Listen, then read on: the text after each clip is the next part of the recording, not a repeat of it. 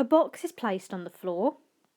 The area of the box in contact with the floor is 2.4 metres squared.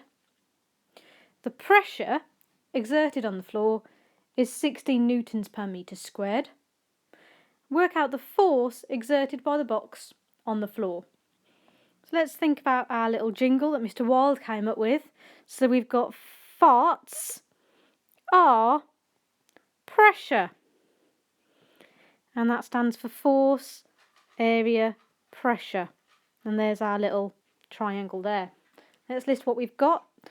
So I want to know the force. I don't know that at the moment. We've got the area is 2.4 metres squared. And we've got that the pressure is 16 newtons per metre squared. And let's look at our triangle at what we want to do. So I want to find out the force, so I'm going to cover up the force. So I'm going to be doing area times pressure.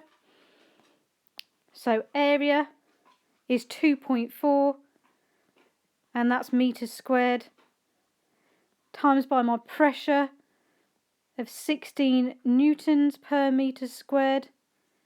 So that's 2.4 times 16. I'm going to get my calculator. 2.4 times 16 is 38.4.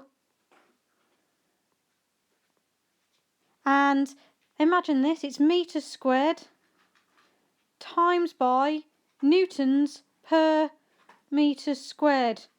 Put an imaginary 1 there. Well, that's metre squared times n divided by metre squared. So I'm just going to end up with n.